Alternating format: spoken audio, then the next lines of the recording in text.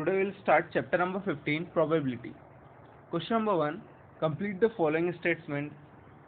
तो पहली चीज दी हुई है कि probability of an event E plus probability of an event not E, यानी अगर किसी चीज की होने की प्रोबेबिलिटी और किसी चीज की नहीं होने की प्रोबेबिलिटी हमेशा 1 होती है।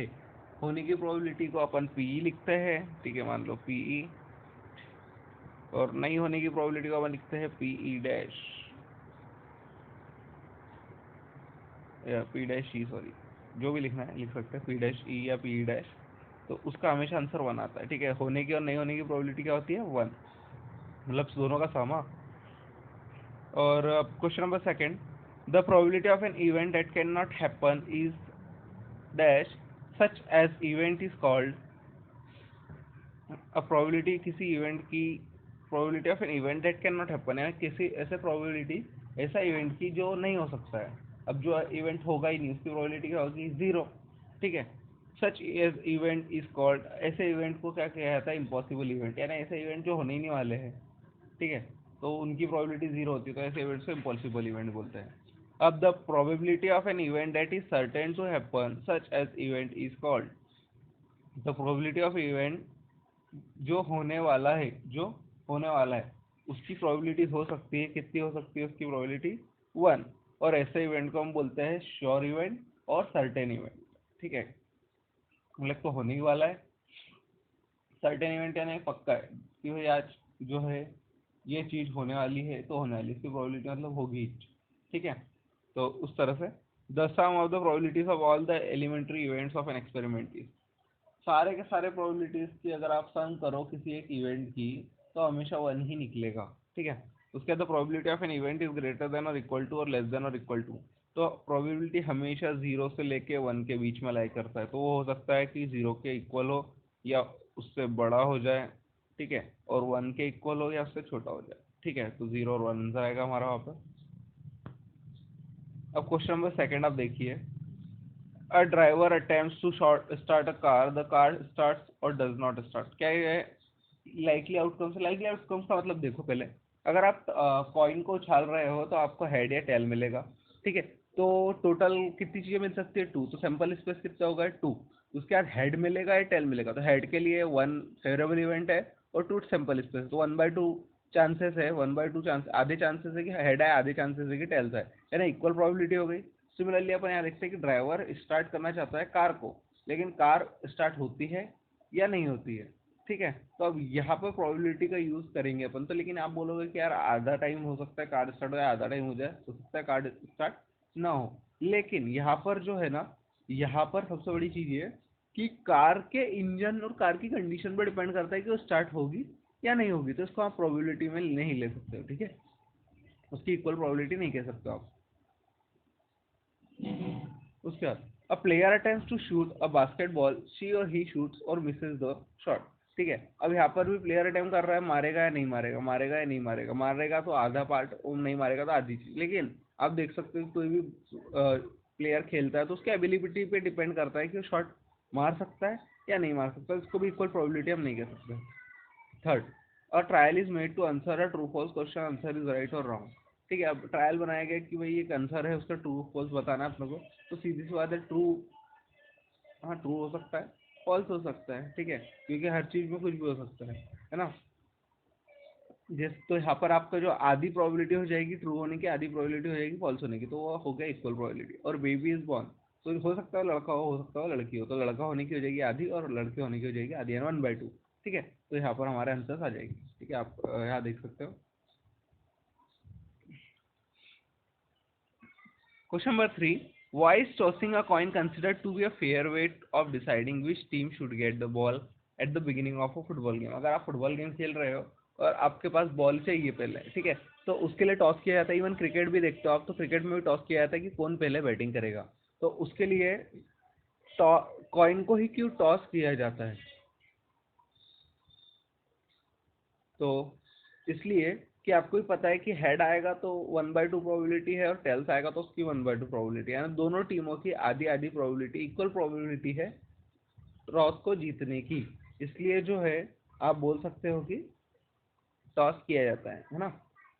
तो अब question number 4, which of the following can not be a probability of an event. ठीक है, अब ये एक बात बताओ कौन नहीं हो सकता है। मैंने आपको पहले बोला प्रोबेबिलिटी ऑफ इवेंट हमेशा 0 से लेके 1 के बीच में लाई करता है। अभी 2/3 आप देख सकते हो, तो 2/3 जो है उसका पहला 2/3 दिया हुआ है ना, तो यहाँ पर देखिए 2/3 यानी क्या होगा, 2/3 काटोगे आप तो ये हो जाएगा 0 पॉइंट लगाए 2666, यानी ये 0 से 1 के बीच में आता है, तो 2/3 प्रोबेबिलिटी होगा।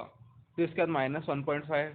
ठीक है, तो -1.5 प्रोबेबिलिटी नहीं होगा, क्योंकि एक तो 0 से 1 के बीच में भी नहीं है और उस पर से निगेटिव टर्म भी है, तो निगेटिव का प्रोबेबिलिटी निगेटिव नहीं होती है। ठीक है, तो -1.5 नहीं होगा। 15%, हाँ 15% हो सकता है। 15% का मतलब क्या होता है, 15/% के लिए 100 से डिवाइड, तो वो आ जाएगा 0.15, जो कि 0 और 1 के बीच में लाई कर रहा है। और 0.7 तो डायरेक्टली दिख रहा है आपको कि वो 0 से 1 के बीच में लाई कर रहा है। ठीक है, question number 5, if probability of an event equals to 0.05, what is the probability of not E. अगर किसी चीज की होने की प्रोबेबिलिटी 0.05 है, तो किसी चीज की नहीं होने की प्रोबेबिलिटी कितनी होगी, होता नहीं है। तो मैंने आपको बताया था किसी चीज की होने की प्रोबेबिलिटी प्लस किसी चीज की नॉट ई की, यानी नहीं होने की प्रोबेबिलिटी हमेशा होती है 1। तो यहाँ पे आपको होने की दी है, तो आप क्या करोगे, पी नॉट ई के लिए क्या करोगे, देखो हाँ, नॉट ई इक्वल्स टू 1, और ये पी 1 माइनस पी कर दोगे, याद रखना है, फॉर्मूला लिख लेना अलग से। तो not E equals to 1 minus P. ठीक है, तो यहाँ पर आप अपन देखेंगे आगे,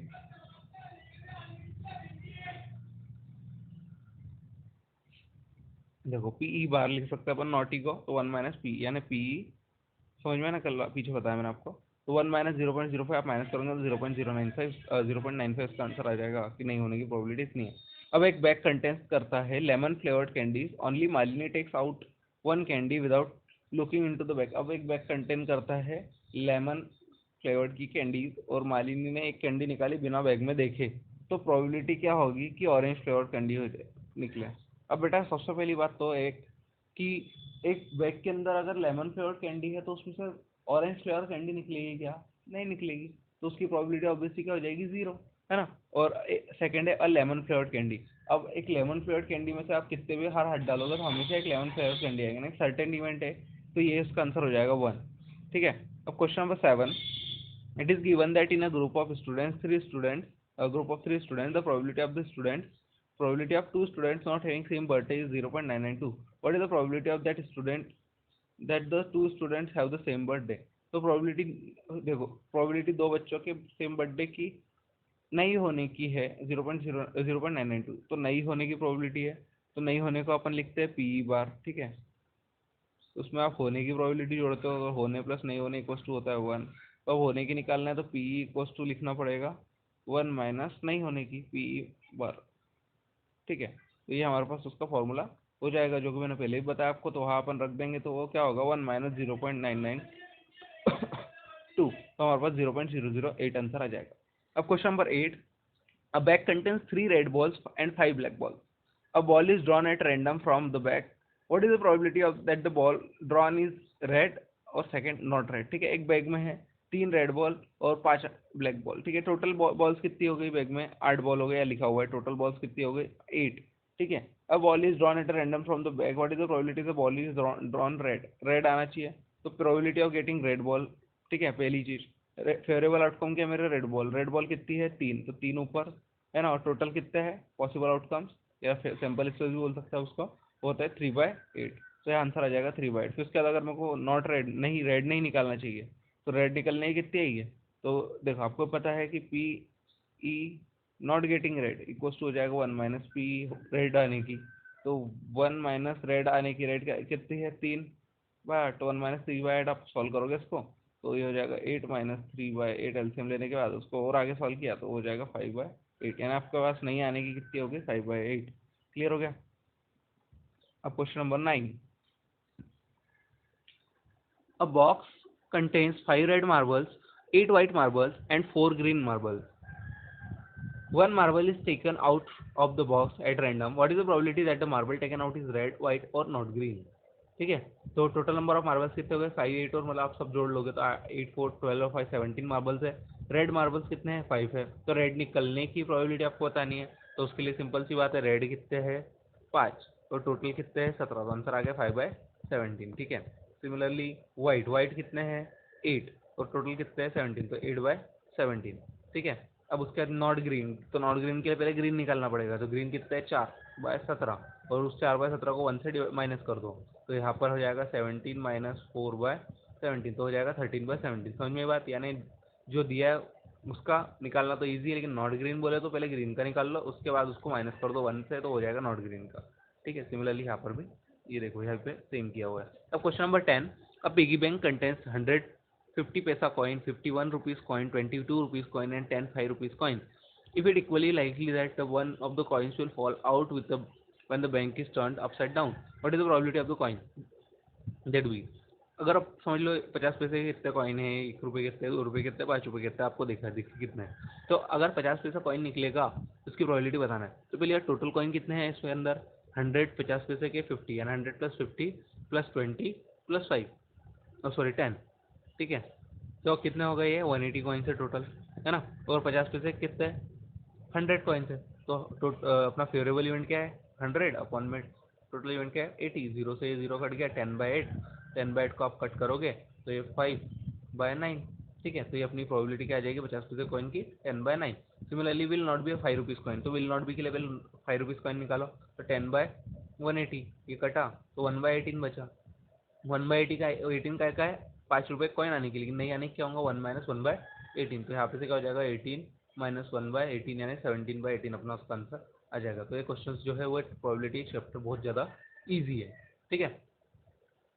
इसका question number 11, Gopi buys a fish from a shop for his aquarium, the shopkeeper takes out 1 fish at random from a tank containing 5 male fish and 8 female fish, see the figure, ठीक है। तो गोपी ने एक फिश खरीदी एक shop से,